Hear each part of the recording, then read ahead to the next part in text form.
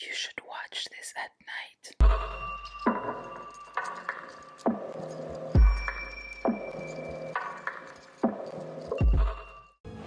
Hello there, bitch.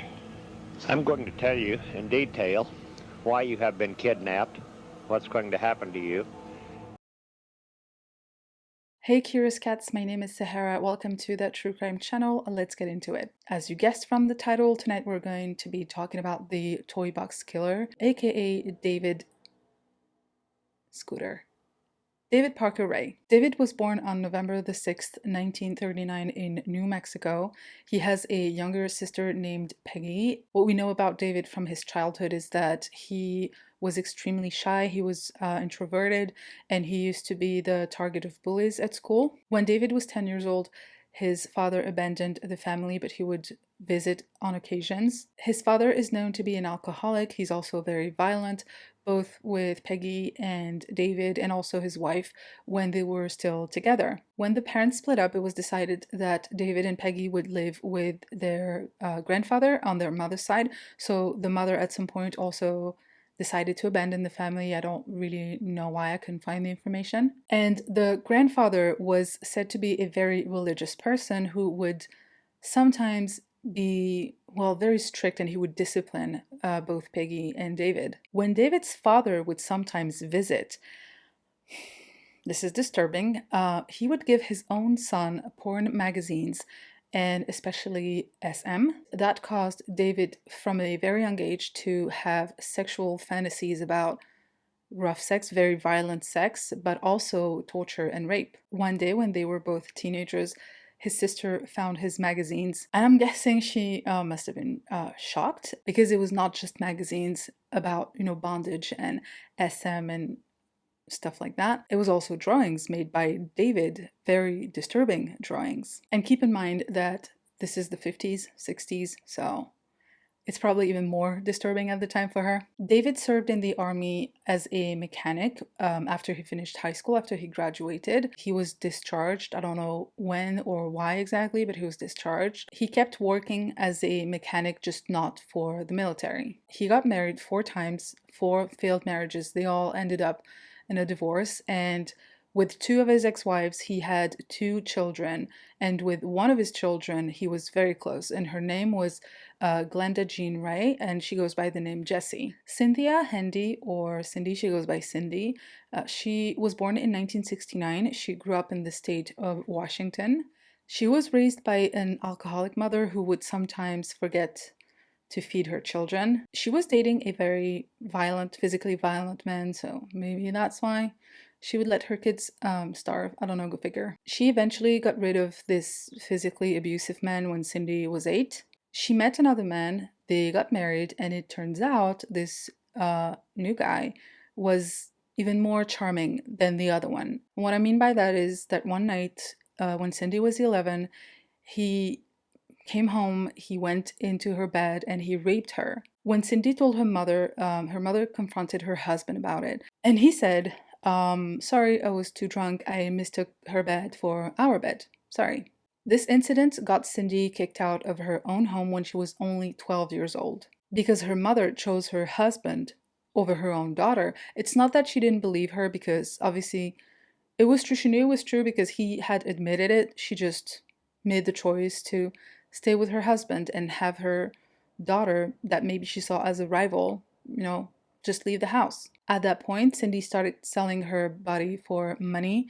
She started dating drug dealers, and then she started using drugs herself. And like her mother, she became an alcoholic. And kind of like David, Cindy also enjoyed rough sex. I mean, definitely not as rough as David, but she was into rough sex as well. Like, she was into a little bit of violence in the bedroom, which is okay, but she was also in the rape fantasy, and not in the rape fantasy as in, role playing, and she would, um, sorry, I just think it's messed up to pretend as a woman, in the bedroom with your boyfriend or husband or whatever, that you're being raped. I don't know, I just take rape very seriously. She was not into that kind of rape fantasy. She was into the raping someone else fantasy. She suggested to a former boyfriend, and some articles say multiple boyfriends, that they should rape somebody together. I mean, when I go on a date with a guy, I like, movie, dinner. That's just me. Moving on. Cindy never married, but she had different partners throughout her life, and she became a mother herself. She had 3 children, and just like her own mother, and just like David's parents, she gave up her children to their grandmother. In an attempt to elude justice for crimes that she committed in the state of Washington, Cindy decided to move to New Mexico in a town called Truth or Consequences. When I first found out that the USA has cities like Paris in Texas, London in Ohio, and Naples in Florida, I was like, get your own city name. Stop stealing from Europe. Stop stealing from us. But I get it now. I get it. When Cindy moved to New Mexico in 1997, she started working in Elephant Butte State Park. Elephant Butte is a town located right next to Truth or Consequences. David was working in that same park, so when they met, you can imagine how quickly they bonded over their shared preferences. Apparently, Cindy had never acted on her sexual fantasies until she met David. And it was mostly because he had started telling her about things he had done in the past, like the fact that when he was a teenager, he kidnapped a girl, he tied her to a tree, and he raped her. But then he also killed her and disposed of her body, and nobody ever found her. He told her that, and she was okay with it. She even moved in with him. What do you look for in a man? Like when you're trying to date someone, like when you want to date someone, what do you look for? Personally, I like them smart, I like them nice, I like them respectful, a little bit crazy, because I am crazy, but like cute crazy. Cindy likes them real crazy. David told Cindy not only that he had killed and raped this woman when he was a teenager, but he also confessed having killed many other women since he was actually 15 years old, 1 per year. He explained that to get rid of the bodies, he would open the guts, scoop everything out, fill the belly with rocks or concrete, and then dump the bodies in the lake in Elephant Butte. And listen to what Cindy has to say to these confessions. When I moved in, he started to tell me all the women that he had murdered. He said at least one a year for about 40 years. What then was your reaction? Made me nervous. Why nervous? Well, wouldn't it make you nervous? I mean, that's natural. You'd be nervous too. But it also interested me because I felt I was getting to know a serial killer. I'd never met one, and I was just curious. She was curious. If you meet someone who says I'm a serial killer, don't move in with them. Call the police. Because they had similar sexual fantasies, Cindy could finally rape somebody, act on her fantasies. With her boyfriend, she had been dreaming about that for a while now. And she finally found a boyfriend who wanted the exact same thing and more, much, much, much more. One day, David purchased a soundproof trailer that he equipped, probably with the help of Cindy, I suppose, with all sorts of objects. He spent a total of $100,000 on it, and here's what you could find inside. A gynecologist chair. How did he get that? Where did he get that? Theory coming soon. Sex toys that he built himself with his creativity. Some were derived from actual sex toys, and some were just objects that he was gonna use as sex toys. You could also find handcuffs, straps, gags, chains, belts, whips, anatomy books, medical devices like surgical instruments, syringes, gloves, very, very, very large dildos, a camera so he could make his own movies, iron bars with writings on them, ankle spreader, knee spreader, and on the ceiling there was a mirror so the person sitting in the chair could see everything that was going to be done to them. He called his objects of torture his friends, maybe because he could control them and use them to inflict pain and suffering in others, the exact opposite of what a friend does. Maybe it was a twisted way to get revenge from being bullied at school by people who could have been his friends instead of being, well, his enemies, I guess. I don't know. There were pictures of bondage and also porn material, along with very colorful drawings made by David on the walls. He also had diagrams on different ways to inflict pain and a poster that read, "If they're worth taking, they're worth keeping. He also had notes on the wall, kind of like checklists of basically 3 different things. One of them was for himself, like what he was supposed to do. Like, for example, a rule that he had for himself was that he would tell his victims everything that he was going to be doing to them, and that was in order to prevent them from thinking too much, whatever that means. I didn't really get it. He felt like it was a way of controlling them and controlling their thoughts. Another note was for his accomplices and what they were to do. And the third one was about the victims, a sort of reminder that they were to be abused physically and verbally. They had to wear a collar and a blindfold at all times. Their legs were to be spread as wide as possible. They would receive electrical shocks to their breasts and other sensitive parts of their bodies. They shouldn't be trusted when they spoke because they would probably try to talk their way out of the toy box. And there was a coffin inside the toy box for some reason. They were to be placed in it at times for whatever reason. Prepare them for death, create fear, I don't know. Whenever a new victim was brought to the toy box, Ray eventually got tired of repeating that speech that he would always give them on what was going to happen to them. So he made an audio tape. He's very organized. A transcript of the tape can be found online. I'm just going to quote a few lines because it's very long and some parts are just very graphic, but this is just to give you an idea. Before I get into the tape, you should know that usually the way David and Cindy proceeded to get victims is they would go actually to the same place like over and over. It's a wonder that nobody picked up on it. They would go to the Blue Water Saloon in Elephant Butte because yeah, he's lazy and he just gets his victims from his hometown.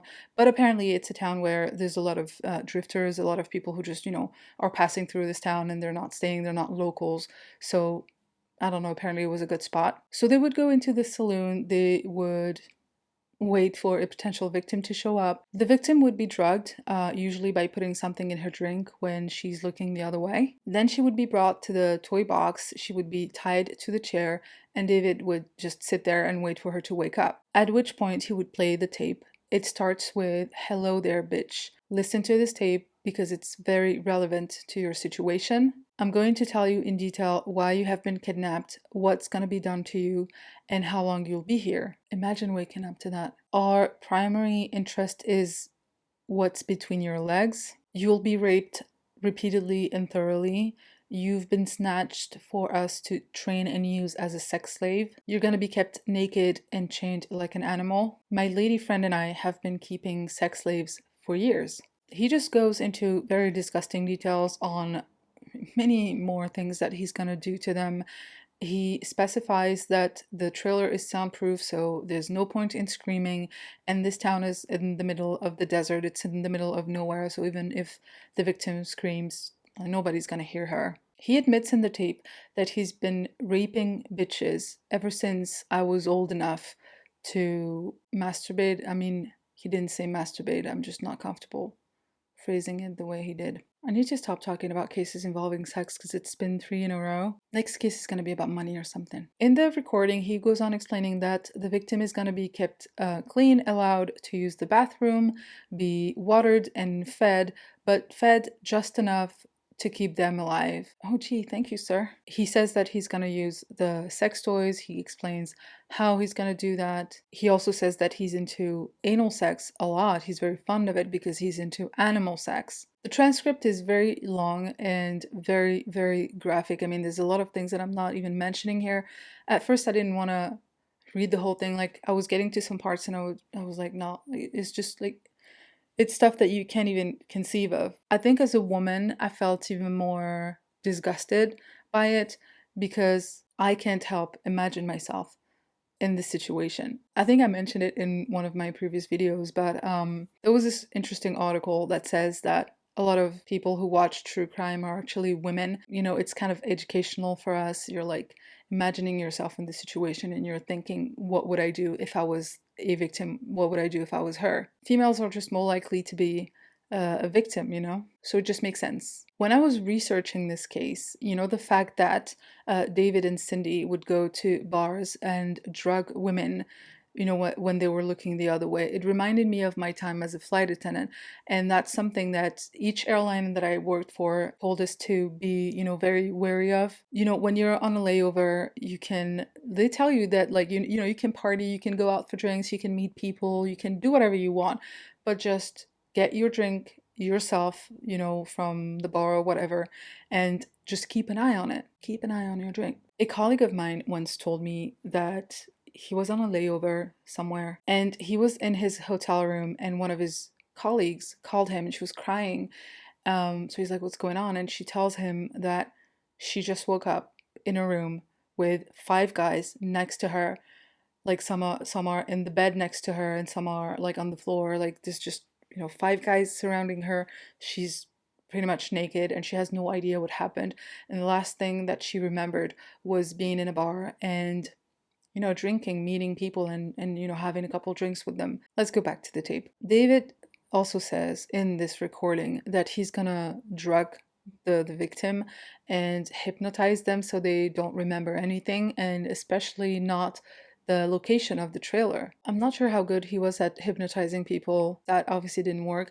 The drugs did, though. If everybody knew how much fun it was to have a sex slave, half the women in this world would be chained up in someone's basement. What do you want to say to that? He doesn't always keep the victims in the playroom, toy box. Sometimes he calls it the playroom. At times they're taken inside the house because when he has friends over, he likes to share. And this here, the fact that sometimes the victims are kept inside the house, this will play a huge part in the unfolding of events. So keep that in mind. So David's recording confirms that he has friends that come over to his house and are aware of the situation. So it's not just him and Cindy, it's also other people. He doesn't give any names, other people who participate in the torturing and raping of these female victims. In the tape, he specifies that these friends are mostly into regular stuff. So, like in the recording, he's telling the victim,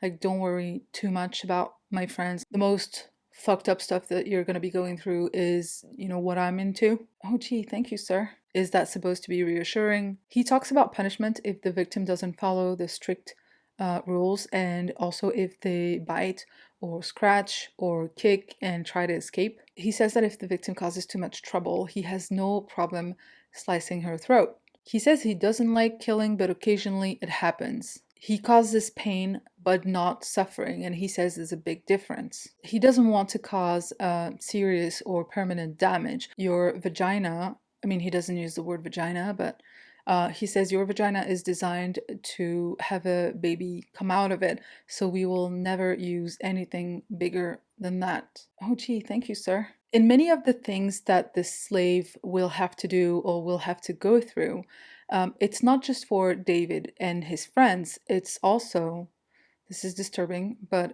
it's also for his dogs. There's like a whole paragraph about the dogs raping these female victims, and it was just so disturbing. And of course, as I said, he mentions Cindy. He doesn't say her name. He says mistress or lady or my lady friend. He doesn't give her name, but we know it's who he means, right? And organized as David was, he would even, this is really fucked up, this is really messed up. David even had a sort of form that he would fill out, a sort of questionnaire, a list of questions that he would ask his victims, and he would just, write everything down. The questions were about sexual preferences, medical conditions, if they were on any medication, their period date, if they ever gave birth to a baby. The tape ends with, be smart and a survivor, don't ever scream, don't talk without permission, be very quiet, be docile and obedient, and by all means show proper respect. Is he seriously talking about respect? This is what happened on March the 22nd, 1999. A woman by the name of Cynthia, 22 years old, from Albuquerque, was held captive by David and Cindy. On that day, she was not in the toy box, she was inside the house. Cindy was on her cell phone, she was talking to a friend, she was a little bit distracted. I think David was running some errands or something, he was not home. And Cynthia, the victim, was on the bed, she was chained up, and she notices that the keys to her handcuffs are on the table next to her. She grabs them and she sets herself free, and she gets the phone and she calls 911. But Cindy hears her, so she hangs up her cell, she gets to Cynthia, and she hangs up the 911 call. Exactly what happened to Junko Furuta. There's a struggle. Cindy throws a lamp at Cynthia. She hits her on the head and injures her. Cynthia starts bleeding and she's defending herself as well as she can. She's trying to get a hold of, anything that's laying around, and she finds an ice pick. She attacks Cindy with it. So Cindy's backing off, and this gives the opportunity for Cynthia to run away, to escape. She's naked, she's injured, she's terrified that Cindy's gonna catch up to her or that David is gonna come back home any second. She just runs for it. She runs as fast as she can. She has no idea where she is. She manages to get to the road and she starts waving at cars who are passing by. Nobody stops to help her. Then she sees an RV. I mean, there were a couple of them. One had the door open. She rushes in and she closes the door behind her. Inside the mobile home, there's a woman watching TV, and she's obviously very surprised to see this woman naked, covered in blood and bruises, come inside. Cynthia starts to beg this woman for help. She tries to explain the situation, and this woman helps her. She gives her clothes and she calls 911. So Cynthia takes over the phone call and she tells the police what happened to her. She says, I'm alive, I'm alive. Like, she's just so happy, relieved, and surprised that she's alive. So she keeps repeating, I'm alive, I'm alive. She explains the situation, and she sort of gives the location of the house, like what she remembers from, running away from it.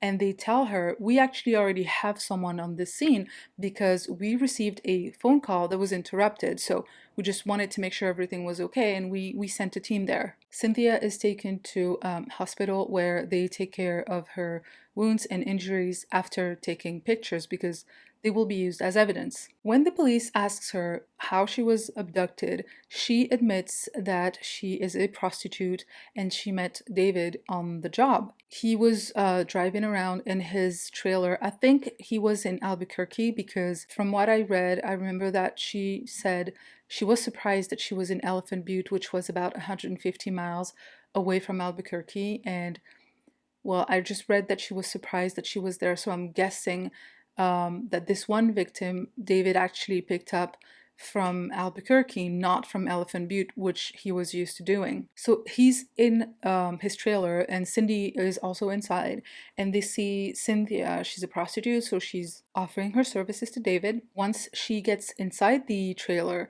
he shows her a fake badge. He pretends that he's a police officer and she's under arrest for solicitation. But at that point, they start gagging her and tying her wrists. So Cynthia understands that they definitely are not police officers, but it's too late. So when I tell you that David is organized, he is organized. He prepared himself and Cindy for the possibility of being arrested by police if somehow one victim managed to escape. When they're taken into police custody, because of course they're arrested after what Cynthia told them, both of them will say the exact same thing, that Cynthia is a friend with a very bad heroin addiction and they were just helping her get clean. The fact that David has no criminal record and the fact that Cynthia has admitted to being a prostitute, well, it helps David, but it doesn't help Cynthia because everything she's talking about, the raping and torturing and the crazy sex fantasies, it could all have been consensual. But police still wanted to really look into this because it just sounded so weird,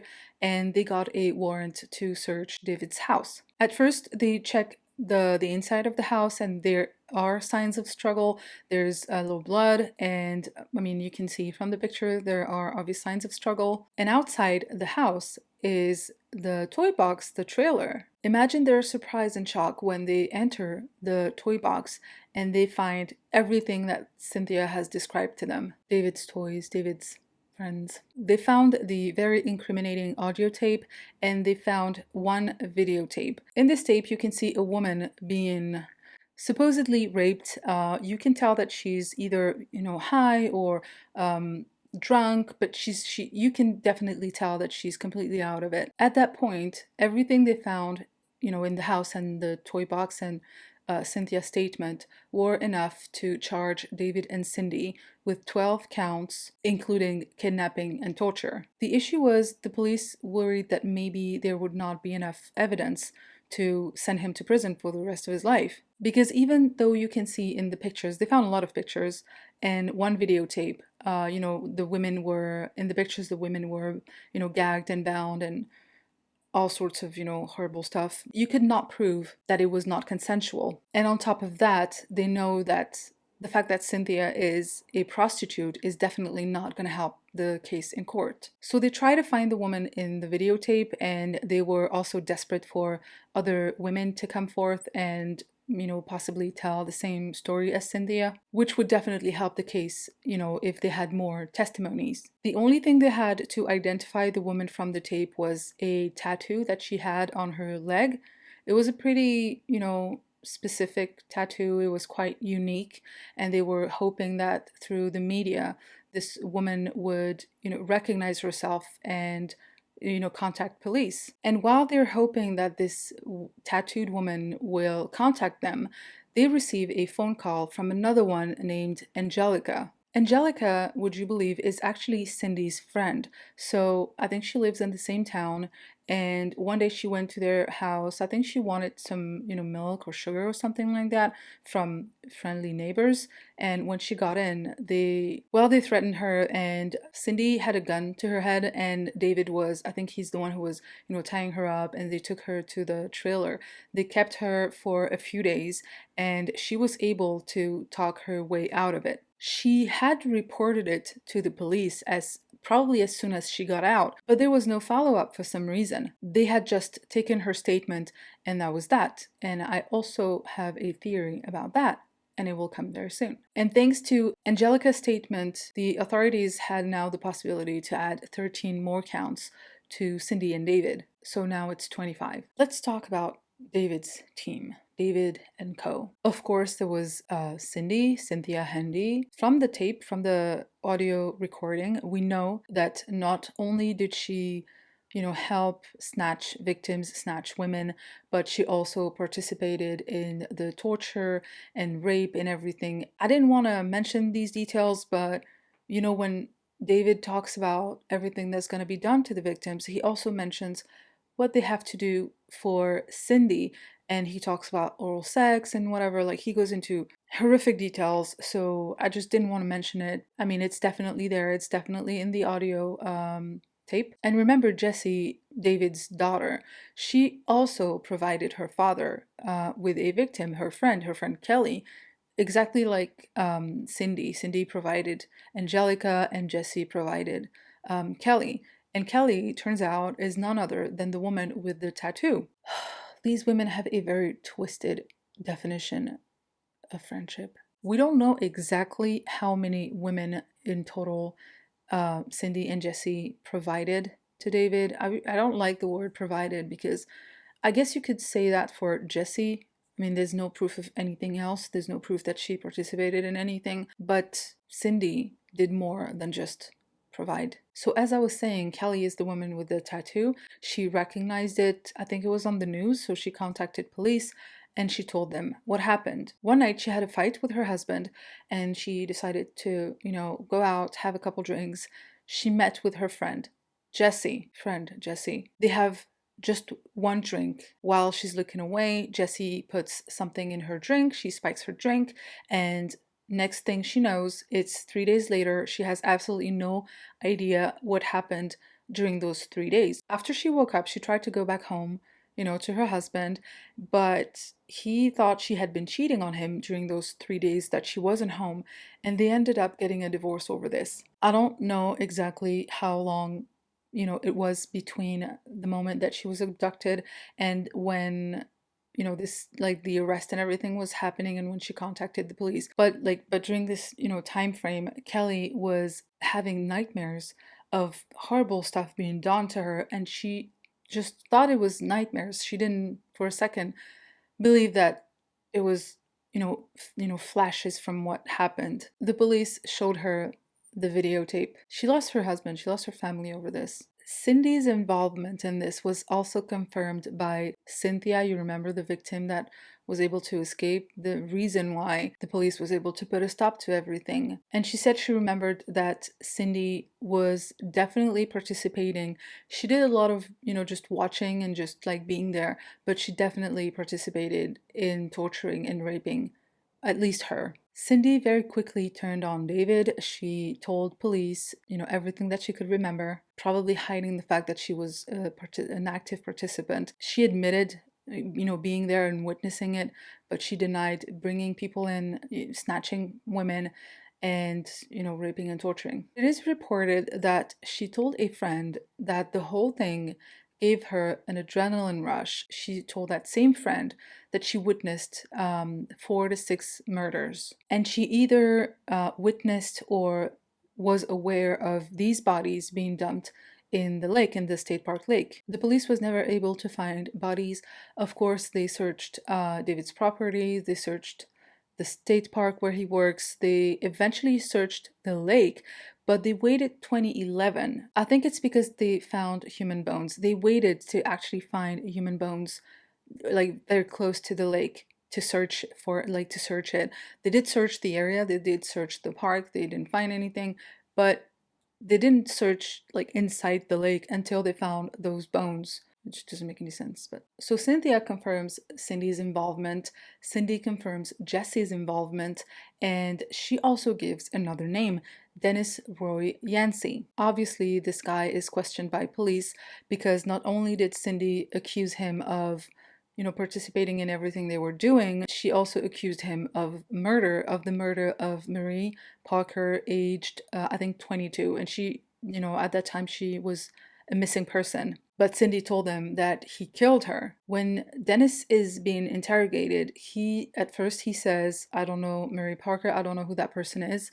And then it's revealed that she's actually his ex-girlfriend. The investigation reveals that. So they're like, you do know her, she's your ex-girlfriend, so just, tell us the truth. So he changes his story and he says, okay, here's what happened. One night, Marie was at the bar with David and Cindy. I think it was Cindy. They drugged her, they spiked her drink, as usual. They bring her, drugged and out of it.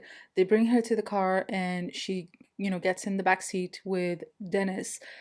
They take this woman to the toy box. I don't know if Dennis participated. I don't think he admitted to that, but he said he was there. He witnessed it. After 3 days, they called him. They called Dennis. David and Cindy called Dennis, and they told him, we're done with her.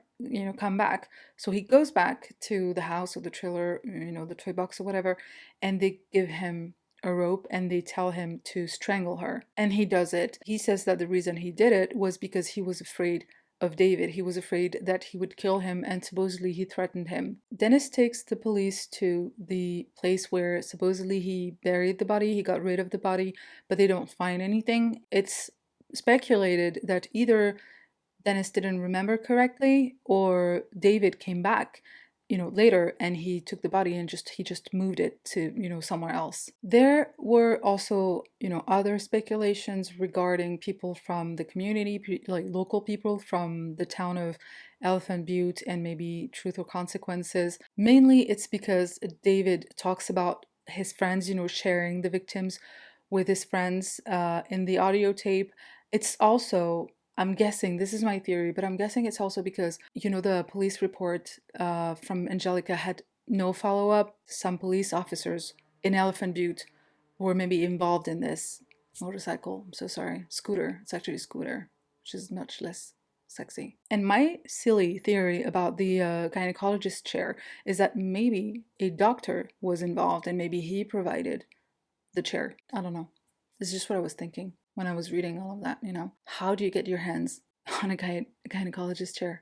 It's crazy. I don't know. What do you think? Dennis Roy Yancey was sentenced to 15 years in prison for second-degree murder and another 15 years for conspiracy to commit murder. He was released in 2011 and he still lives in Elephant Butte. Cindy was sentenced to 36 years for being an accessory and for conspiracy. She had her sentence reduced because she got a plea deal in exchange of her testimony against David. She was released after serving only half her sentence. For David, it was decided that he would be tried, separately for Cynthia, Angelica, and Kelly. Angelica, sadly, she died. She became a drug addict after the whole thing, after everything.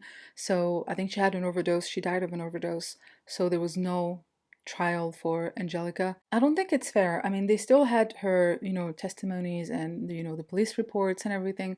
I think they still should have gone through the trial. I mean, it's probably not possible. I get that it's not possible, but it should have been. I don't know. For the trial of Cynthia, Ray received a sentence of 224 years. He had accepted a plea bargain to get Jessie, his daughter, out of prison, or at least get her a lenient sentence. Jessie was sentenced to 2.5 years in prison and 5 years of probation, and she was released in 2001. Cindy, Dennis, and Jessie are roaming free today as we speak, as I speak, as you're watching this. Voila. But the worst is yet to come. David died of a heart attack. He didn't serve his sentence. During the trial, Cynthia kept saying that she didn't want the death penalty because it would be too easy and it would be, showing him mercy. She wanted him to spend the rest of his life in prison, so I'm guessing that she must have been very frustrated with the fact that he died. On the other hand, I think that maybe God called him because he was like, you have a private suite in hell and it just cannot wait.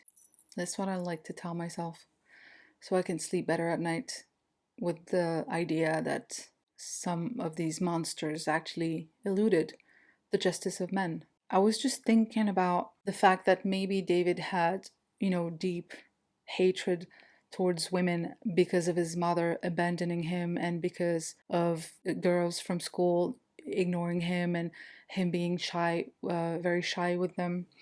I don't know, it was just a theory. And just as an FYI, David was diagnosed with paraphilia. Paraphilia used to be called sexual deviation or sexual perversion. It's when people are aroused by atypical sexual practices or by something atypical, like an object, a situation, or a particular fantasy that is out of the ordinary. What is considered out of the ordinary, you'll ask me? Because there are some unusual practices that are not considered paraphilic. There are definitely, some gray areas when it comes to paraphilia, but I think we can say for sure, I mean, he was diagnosed with paraphilia anyway, so it's just so obvious that he was, I don't want to say suffering from that because I don't think it's something you suffer from, but he was just paraphilic. I just want to give you an example of paraphilic behavior because that one was, I think, funny. It's rare, but I thought it was funny. In a study that was made on paraphilia, one subject had a thing for sneezing. Not just other people sneezing, even when he would sneeze himself. He would just be sexually aroused. I'm not judging. I just thought it was funny. I don't actually know if that person, if that study subject was a man or a woman, but come on, let's be serious. It was probably a guy. Women are normal, except Cindy and Jessie. And just one last thing about paraphilia. There are actually 3 levels. There's optional, preferred, and exclusive. So optional is when the person can have it or not, like it doesn't really matter.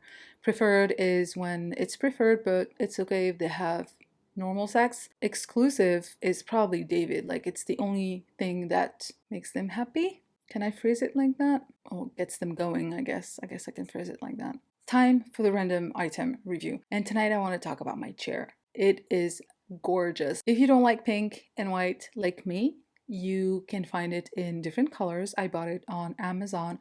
I purchased it on December and it was delivered, I think it took like about a month, which is pretty unusual for Amazon. But I was happy to wait because this is probably one of the best purchases I have made in the year 2020. It is a gaming chair, but I mean, it can serve as a, desk chair, work chair, whatever. I use it when I'm on my desk and when I'm working on my computer and researching, psychos for my videos. I obviously also use it when I'm playing video games, and I usually will use, this head cushion, and it has like a sort of, lower back cushion that massages you. You just plug it in. It's a USB port. You just plug it in and then you just turn it on. It cost me 180 euros, so that's I think about $200, 210 maybe. I think the feature I like the most about the chair is, besides my ass being super comfortable, yes, my ass is super happy right now, but also my elbows, because I have my microphone right here and I